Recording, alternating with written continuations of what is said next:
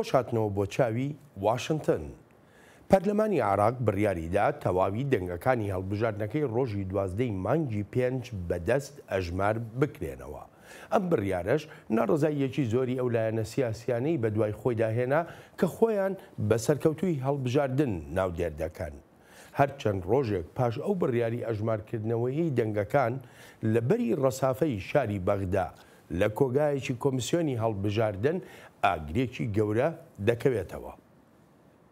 المخزن الذي احترق وايضا الاخوان في المفوضيه موجودين في اجهزه ومعدات للمفوضيه وايضا بعض الوثائق وشاهدنا بعض الصناديق يعني طبيعه هذه الصناديق هي صناديق اقتراع بعض منها شاهدناها اما اغلب الصناديق بەڵام حەیدەر العەبادی سەرۆکوەزیری عێراق دەڵێت ئەو ئاگرکەوتنەوەیە لەو کۆگایی کۆمیسیۆندا پیلانێک بۆ دژی پرۆسەی دیموکراسی وڵاتەکەی. ئەمەش یەکەمین ئاماژەی حکوومەتە کە ئەو سوتانە بەمەبەست بووە.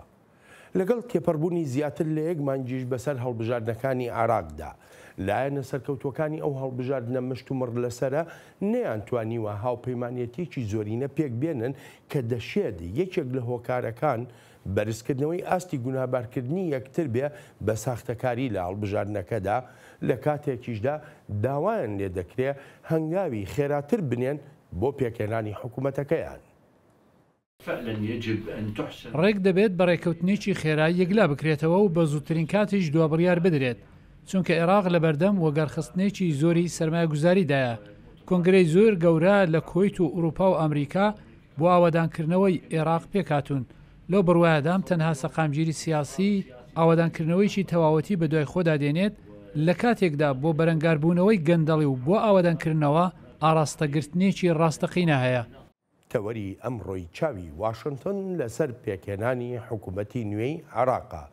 دکتۆر دان کۆرفز لە ڕێکخراوی ڕۆژهەڵاتی نزیک و باشووری ئاسیا نێوەندی لێکۆڵینەوەی استراتیژی لە ستۆدیۆی چاوی واشنگتنە. هەروەهاش لاورنس کۆهن ئەندامی ئەنجومەنی دیپلۆماتانی دەرەوەیی لە ڕێی سکایپەوە لەگەڵمانە. لاری دکتۆردان سوپاسان دەکەم بۆ ئامادەبوونتان. دکتۆردان پرسیاری یەکەم لە لای تۆ دەست پێ دەکەم. تۆ چ جۆرە خوێندنەوەیەکە هەیە بۆ سووتاندنی کۆگاکانی کۆمیسیۆنی هەڵبژاردن و سووتاندنی ژمارەیەکی زۆر لە دەنگەکان وەکو هەندێک لە سەرچاوەی لە بەغداوە ئاماژەیان پێکردووە؟ Well, it's always a difficult thing to read an immediate reaction. بەڵێ هەمیشە کارێکی سەختە بتوانیت خوێندنەوە بۆ کاردانەوەی دەست بەجێ بکەیت بۆ شتێک پێی دەگوترێت سەرنجڕاکێشان بۆ ئەو دۆسەیە. بەڵام پێم وایە کاتێک قسە لەسەر هەندێک لایەن دەکەین لە عێراق و ناڕازین بەرامبەر ئەنجامەکانی هەڵبژاردن و دڵنیاش نین لەوەی ئایا لە کۆتاییدا ئەژمارکردنیەکی ڕەوا هەبێت. ئەڵبەت ئەمەش شتێکی ئاسایی دەبێت کاتێک ناسەقامگیریەکی زۆر هەبێت و متمانش بە حکومت نەبێت. با بەڕاستی بیڵین عێراق تا ئێستا ڕێگەیەکی درێژی بڕیەوە و هەبوونی سەقامگیری بۆ عێراقیەکان زۆر گرنگە. نابێت ئەوەشمان لەبیر بچێت. بەرژەوەندی دەرەکی هەیە بۆ درێژەدان بە ناسەقامگیری لەبەر ئامانجەکانی خۆیان. پێ دوایە ئەمە عێراق بەرەو ئەوە بەرێتەوە کە جارێکیکە هەڵبژاردن کاتەوە چکە لە ئێستادا ژمارە لە ڕێبەرانی عێراق لەوانە سەرۆکی پەرلەمان لەوانە دکتۆر عەیاد عەلاوی داوای ئەوە دەکەن کە پێویستە هەڵبژاردن بکرێتەوە. It's always difficult to see where these things are going in the immediate aftermath. هەمیشە قورسە بتوانیت شتەکان ببینیت بە چه ئاراستەیەکدا دەڕۆن لە پاش بەرەنجامێکی دەستبەجێیی. هەندێک لایەن زۆریان پێیان باشە ئەو ڕێگەیە بگیرێتە بەر و ئەنجامەکانی هەڵبژاردنەکەی 12 مانگی 5 هەڵبۆشێندرێتەوە. بەڵام یەکێک لەو شتانی بەردەوام جەختی لێ دەکەنەوە و جەختیشمان لێکردوێتەوە بۆ سەر و سەوداکردن لەگەڵ هاوڵاتیانی عێراقیدا کە بۆ خۆم لە ساڵی 2004ەوە سەردانی عێراق دەکەم و لەگەڵ حکومەتەکاندا باسمان لەم دۆسەیانە کردووە. ئەوەیە ئەگەر تۆ دیموکراسیەکی ڕاستەقینەت بوێت و هەبێت ئەوە یەکێک لەو شتە گرنگانی پێویستە لی تێبگەیت ئەوەیە هەڵبژاردن تەنها بریتیە لە پرۆسەیەک. بەڵام قایل بوون بە ئەنجامەکانی ئەو هەڵبژاردنە گرنگترین شتێکە بۆ هەنگاونانی بەرەو پێش بە تایبەتیش بۆ ئەوانی لە دەستپێکی قۆناغی دیموکراسیدان. بە شمەلای میوانەکەی ترمان لاری یەکێ لە پرسیارەکان ئەوەیە عراقیەکان ناتوانن خۆیان بەڕێوە بەرن. عراقیەکان ناتوانن ببنە خاوەنی دیموکراسیەتێکی تۆکمە، ئەو دیموکراسیەتەی کە لە ساڵی 2003دا هەر ئەو لایەنانەی کە ئێستا فەرمانڕەوای عراقن پەیمانیانەدا لەسەر ئەو دیموکراسیە بۆ گەلانی عراق.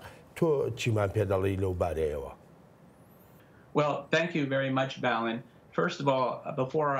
سەرەتا زۆر سپاس بەڵێن لە پێش هەموو شتێکیشدا و بەر لەوەی وەڵامی پرسیارەکە بەمەوە هیوادارم هەموو بینەرانتان مانگی ڕەمەزانیان پیرۆز بێت و جەژنیش بەڕێوەیە جەژنیشتان پیرۆز بێت. هیوادارم جەژنێکی پڕشادیتان هەبێت. جا با بێمە سەر وەڵامی پرسیارەکە. لە ڕاستیدا دیموکراسی کارێکی ئاڵۆزە و بەتایبەتیش هەڵبژاردن وەک ئەمەی عێراق لە دیموکراسیەتێکی تازە سەر هەڵداودا مای بێ هیوایی لای من دروست کرد.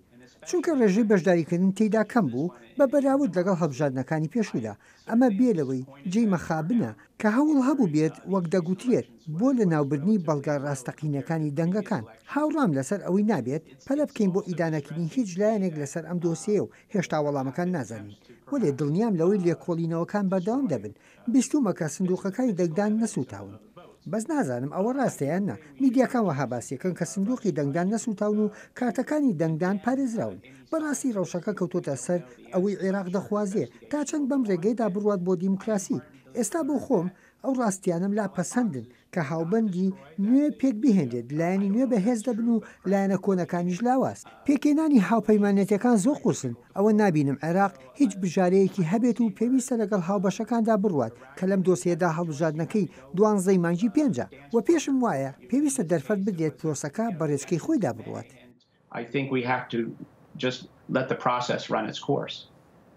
ینی بەڕای تۆ پێویست دەکا هەڵبژاردن بکرێتەوە لە کاتێکە ئەگەر پێشتر بۆ نمونە ڕێبەرانی عراقی بەوە گونابار دەکران کە تەنها خەریکی گەندەڵکارین و سیاسەتیان خستۆتە بەرژەوەندی خۆیان و بەس. بەڵام ئەوەی کە ڕۆژی یەکشەمە بینیمان وەکو زۆرێک لە عراقیەکانیش ئاماژەی پێ دەکەن دەڵێن ئەوە سوتاندنی دیموکراسیە. I cannot speak to the question of whether there will be new elections. I suspect there will not. ناتوانم لەسەر ئەو پرسە قسە بکەم کە تایبەتە بە ئەگەر و نەگەری کردنەوەی هەڵبژاردن کە بۆ خۆم گومانم هەیە لەوەی هەڵبژاردن بکرێتەوە. زۆر جار نەک هەر لە وڵاتی شۆک و عێراقدا بەڵکو لە زۆر وڵاتی تری جیهاندا هەڵبژاردننی پڕ لە کەم و کوڕی دووبارە ناکرێنەوە. پێم وایە عێراق دەبێت لەگەڵ بەرەنجامەکانی هەڵبژاردنەکەی مانگی پێشدا بژی بە دڵنیاییەوە بڕوان بەوەیە. ئەلبەت لەسەر بنچینەی تێگەیشتن لە راپۆرتەکانی میدیا بەشێکی زۆری دەنگدانەکە خامێن بووە و تا ئەندازێکی باشیش ڕەوا بووە و لە پرۆسەکەشدا هیچ توندوتیژیەک لە سەرانسەری وڵاتەکەدا ڕووی نەداوە. بەگشتیش ئەو لایەنانەی کورسی پەرلەمانیان دۆڕاندووە زیاتر گومانیان هەیە لەو لایەنانەی کورسی زیاتری پەرلەمانیان بەدەستهێناوە. ڕێک وەک ئەوەی لە وڵاتی یەکگرتوەکانی ئەمریکادا دەیبینێت. هەندێک جار هەڵبژاردن ئەنجامی چاوەڕوان نەکراو دەهێنێت. ئەمەش بەو مانایە نییە لۆمەی پرۆسەی هەڵبژاردنەکە بکەیت.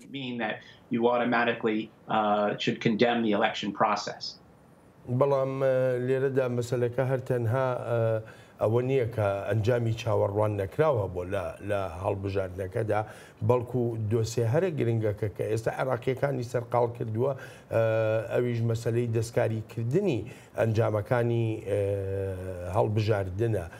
بۆیە من حەزەکەم لێرە لە دکتۆر دان بپرسم ئەگەر کێشەکە لە ئەنجامەکانی هەڵبژاردندا بێ و زۆرێک لەلایەنە سیاسیەکانی عێراق بە شیعە بە سوننە بە کوردیشەوە داوا دەکەن کە ئەنجامەکان با بڵین سەر لە نوێ ئەژمار بکرێنەوە. بەڵام لەگەڵ بڕیارەکەی پەرلەماندا کۆگاکانی کۆمیسیۆن دەسووتێنرێ.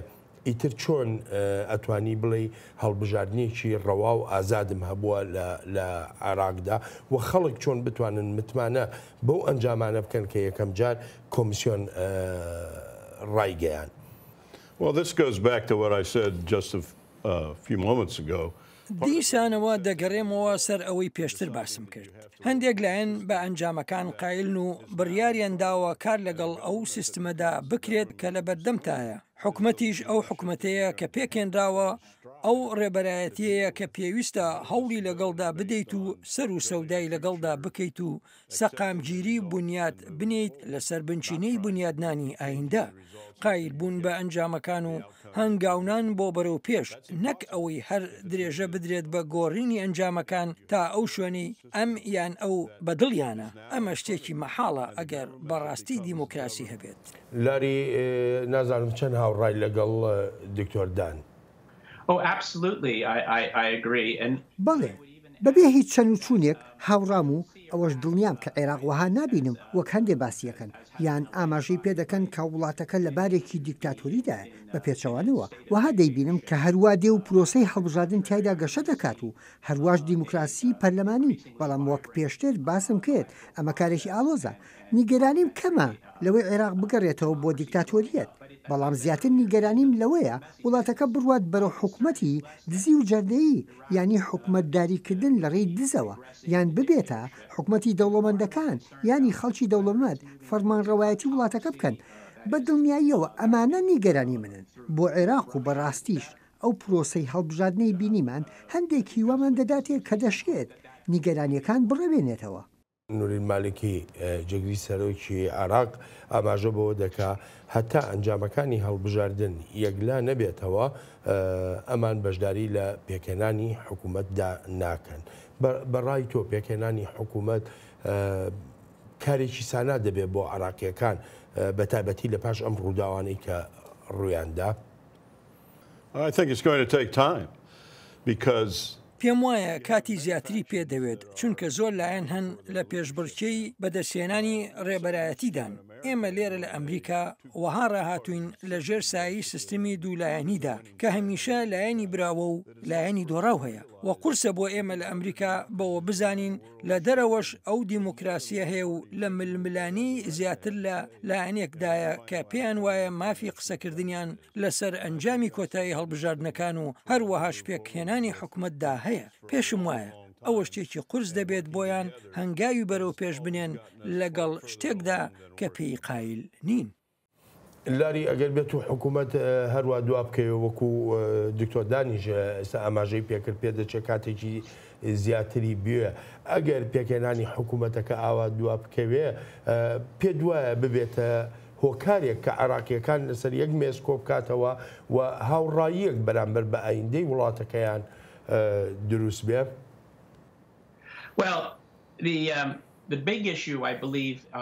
بەڵێ گەورەترین شتێک لەم دۆسیەدا کە پێم وایە تۆ لە پرسیارەکەتدا ئاماژە بە پەیوەندەکانی نێوان حکوومەتی نێوەندی لە بەغدا و حکوومەتی هەرێمی کوردستان دەکەیت. پێم وایە ئێستا هەرێمی کوردستان و گەلی کوردیش وەک ئەوە وایە لە دووڕیانێکدا بێت.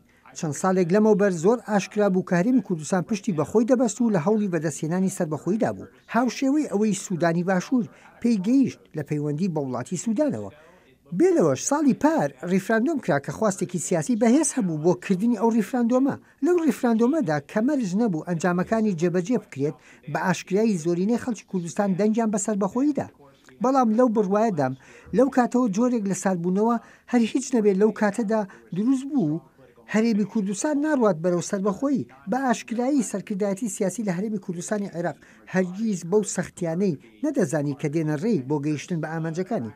هەر چۆنێک بێت هەڵبژاردنەکان کورد و بەغدای لێک نزیک کردوتەوە. ئێستاش زیاتر ئەو ڕاستیە دەبینم کە کورد وەک بەشێک لە عێراق بێت وەک لەوەی بەڕێگەیەکی تێدا بڕوات. ئەلبەت بێگومان دەشێ و ئاراستانە لە هەر کاتێکدا بێت گۆڕانی بەسەرا بێت. Than the shift in the other direction, but that could change, of course, at any time.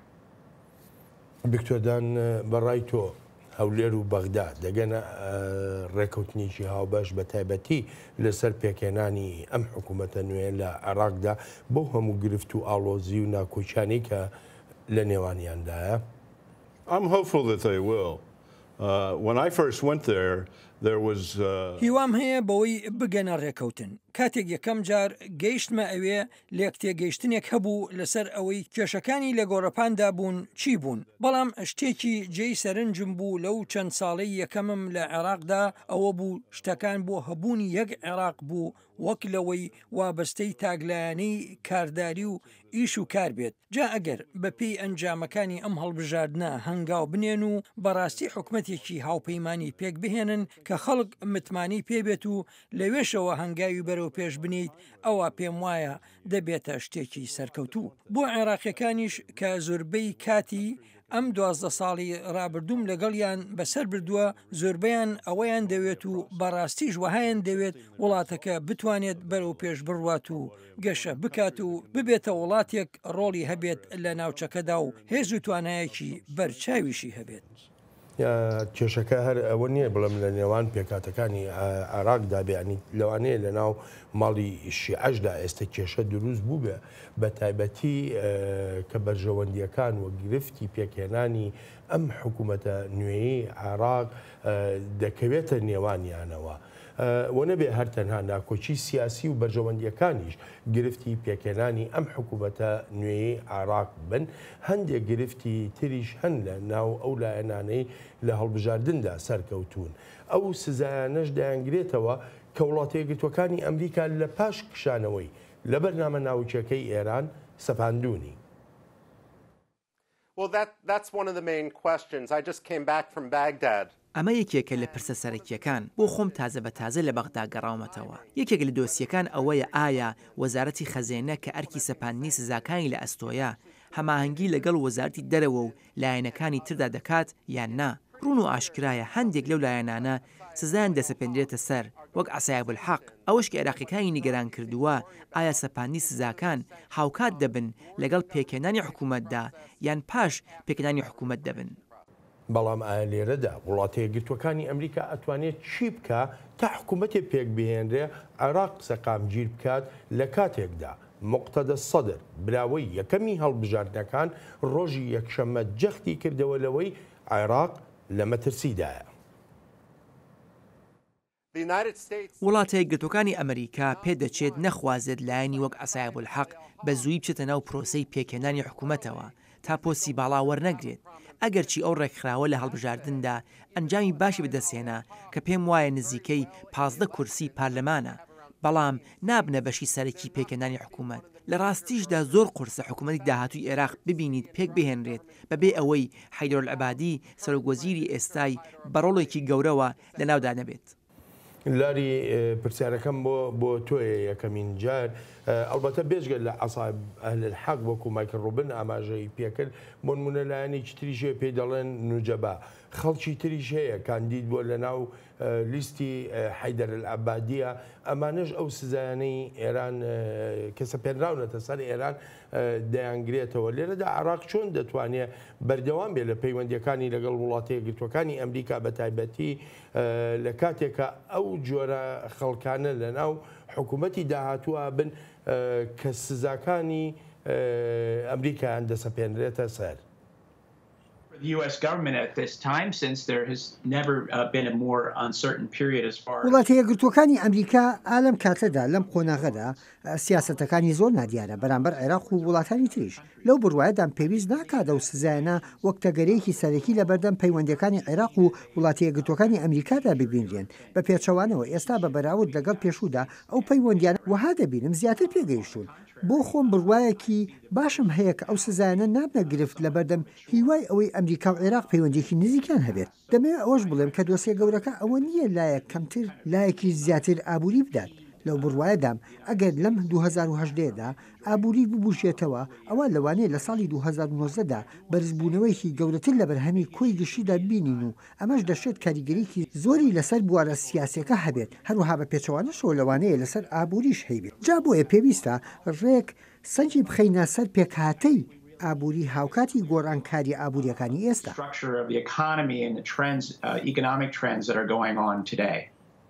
دکتۆردان بەڕای تۆ ئەو سزانەی کە وڵاتە یەکگرتووەکانی ئەمریکا دەسەپێنێتە سەر ئێران و هەندێک لایەنی عێراقیش دەگرێتەوە ئەوانەی کە لە ئێستادا دەیانەوێت بچن بەرەو پێکهێنانی حکوومەت ئەمە کاریگەری نابێت بەسەر ئابووری عێراقەوە ڕەوشی ئابووریەکەی بەرەو خراپتر ببە.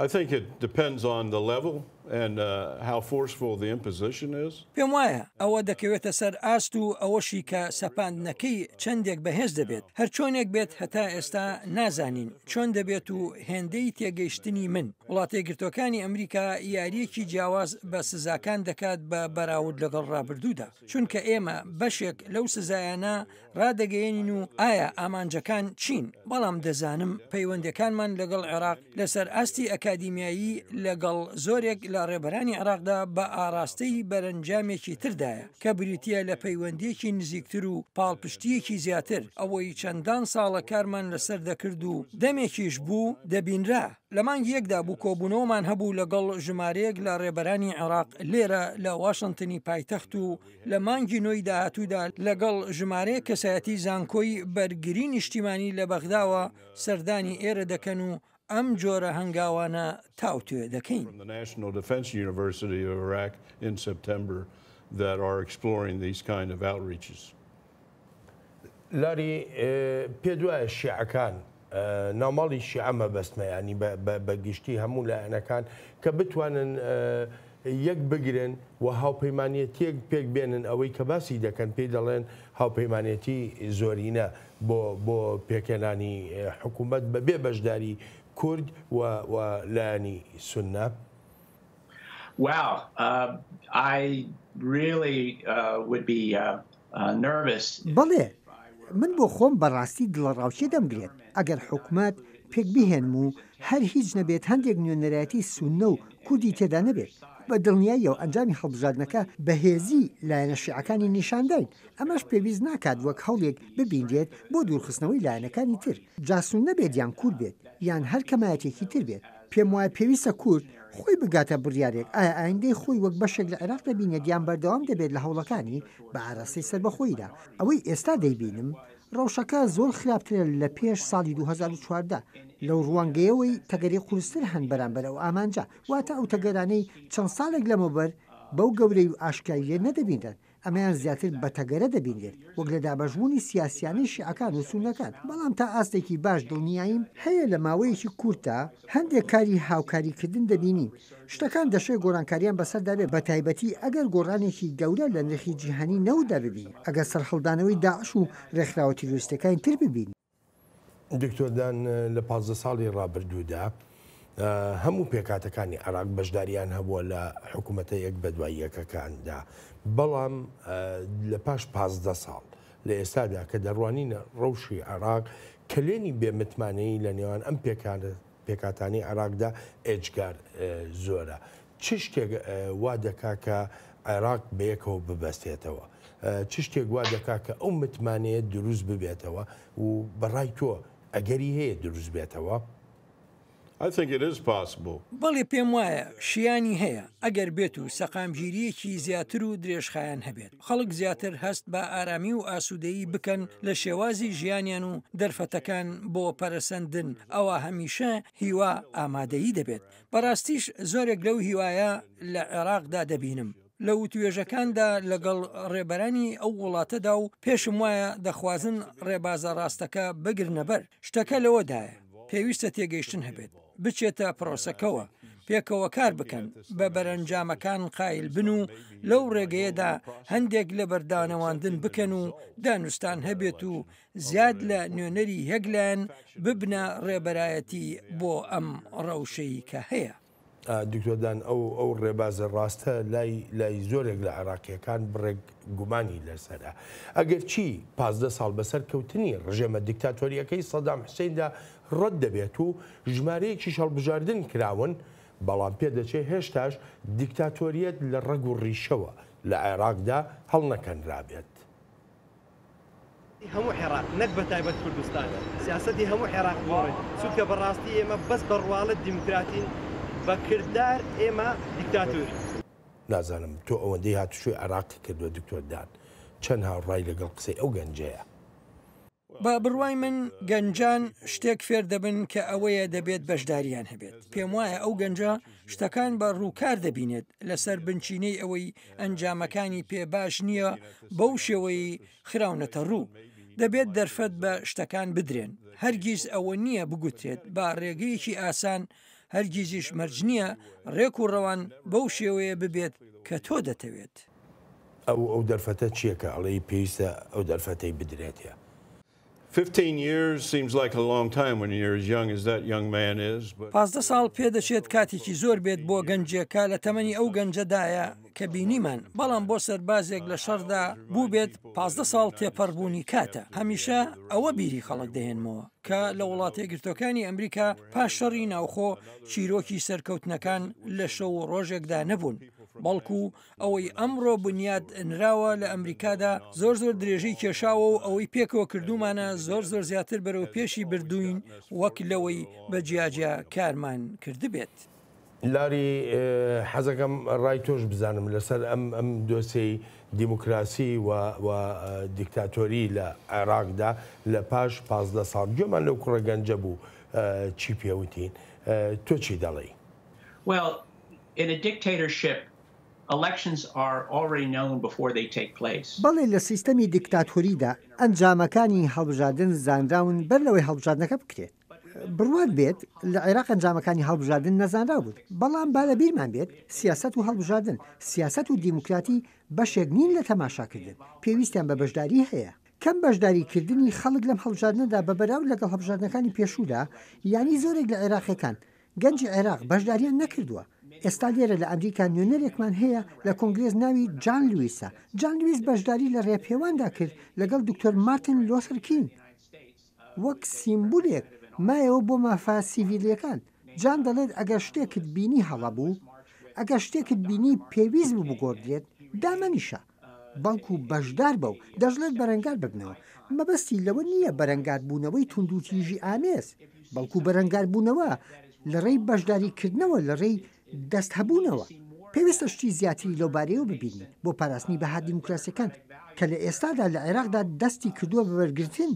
وەک دانوتی کاتێکی کورت تێپەڕیوە بۆ ئەوەی ئاورێک لە ڕابردوو بدەیتەوە. لەوانەیە ئەم 15 ساڵە بۆ هەندێک کەس بە تایبەتی گەنجەکان ماوەیەکی زۆر بێت، بەڵام گۆڕانکاری وەک ئەمە لە وڵاتێکدا کە دەیان ساڵ لەژێر مەینەتیەکانی دیکتاتۆریەتێکی ڕاستەقینەدا بووە هەروە لە شەو ڕۆژێکدا نایەتە ئاراوە. Change like this in a country that suffered through decades of true dictatorship, it doesn't come overnight.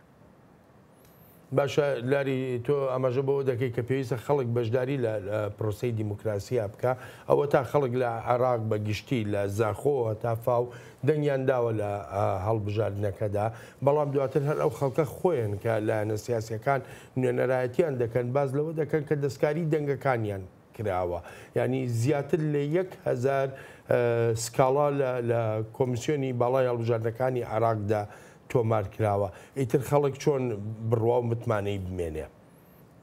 Well, first, no. Iraqis did not vote in sufficient numbers. جارێ یەکەم نا، عێراقیەکان بە ڕێژەیەکی بەرچاو بەشداریان لە دەنگدانەکەدا نەکرد. ڕێژەی بەشداریکردن لە هەڵبژاردنەکەی مانگی 5دا کەمتر لە 50 بوو. لە هەندێک وڵاتە کە دیموکراسی تێیدا هێشتا ساوایە ڕێژەی بەشداری دەکاتە سەر و لە 170 و تەنانەت لە 180.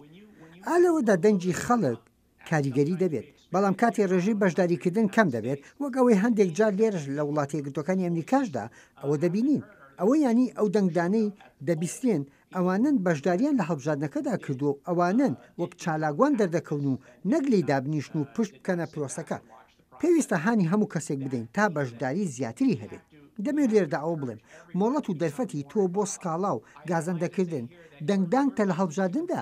هەر بۆیە حەز دەکەم پرسیارێکی سادە لەوانە بکەم کە ڕاگەیاندنی سکاڵا ئامێزیان هەیە. ئایا دەنگت داوە؟ ئایا کەس و کارەکەت دەنجیان داوە؟ ئایا هاوڕێکانت دەنجیان داوە؟ چونکە ئەوە ڕنگدانەوەی ئاراستی ڕاستەقینە دیموکراسێتی عێراقە. The true direction of Iraq's democracy. یەک پرسیار زۆر بە کورتی وەڵام بدەیتەوە، پێ دوایە دیموکراسی لە عێراقدا ئایندەیەکی گەشی هەیە؟ I think there can be. بەڵێ دەشێت هەبێت، هەروەکلاری ئێستا ئاماژەی پێکرد. بە زۆری دەکەوێتە سەر ئەوەی چۆن بەشدار دەبیت تێیدا، وەک لەوەی لە ڕاستیدا چەندت دەست دەکەوێت. هەرتەنها سکاڵا و گازندە مەکە، بەگشت سیستەمەکەدا مەچۆرەوە، بەڵکو ببە بەشێک لە سیستەمەکە. ئەگەر پێت باش نییە شتێکی وەها بکە، کار بکات بەو شتانی کە بەهی خۆتی دەزانیت. داواکان دەستیان پێکردووە تا جارێکی تر هەڵبژاردن بکرێتەوە لە عێراق و ئاوێک بکرێ بەو ئاگرەی لە دیموکراسیەتی نوێی وڵاتەکە بەردراوە هەرچەندە لە عێراقدا قەیرانی کەم ئاویش سەریهەڵداوە. تا چاوێکی تری واشنگتن ڕێز و خۆشەویستی بەڵێن ساڵح پەسەند بفەرمێت.